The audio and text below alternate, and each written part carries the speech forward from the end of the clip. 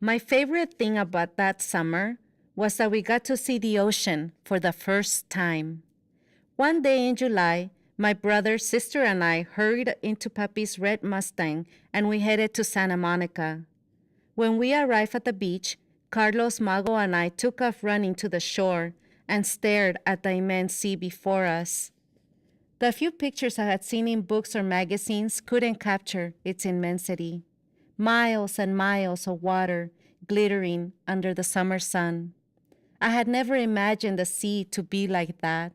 I breathed in the salty scent of the sea and stood there as the wind blew my hair around my face. "Well, what do you think, kids?" Papi said as he came to stand behind us. "It's beautiful," we said. While Mila and Papi made sandwiches, Mago, Carlos, and I laid down on the blanket to get a tan. Papi said we were dark enough as it was, especially his negra, Mago.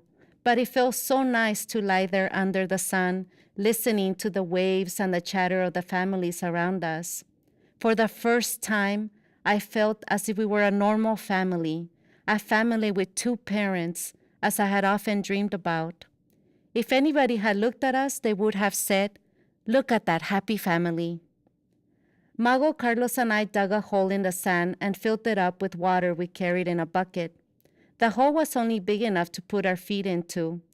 We looked for seashells along the shore, stood at the water's edge, and felt the sand give under us, but we didn't go in deeper. We didn't know how to swim.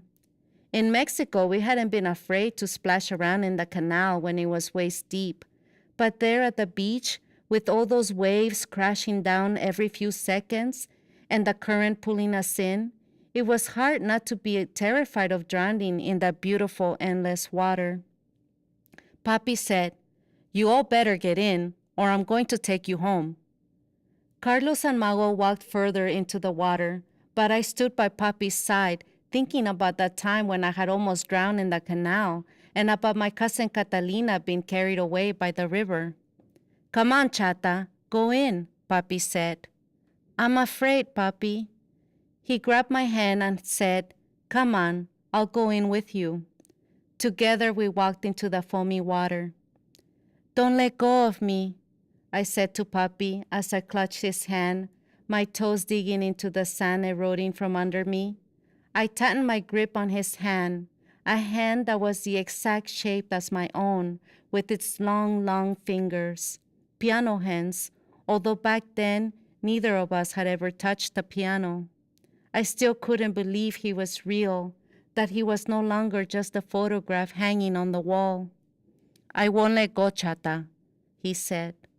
I held on to my father's calloused hand and walked deeper into the water with him. I closed my eyes and I thought about the saints I had prayed to. I thanked them for that day. That was the perfect way to see the ocean for the first time, holding on to my father's hand.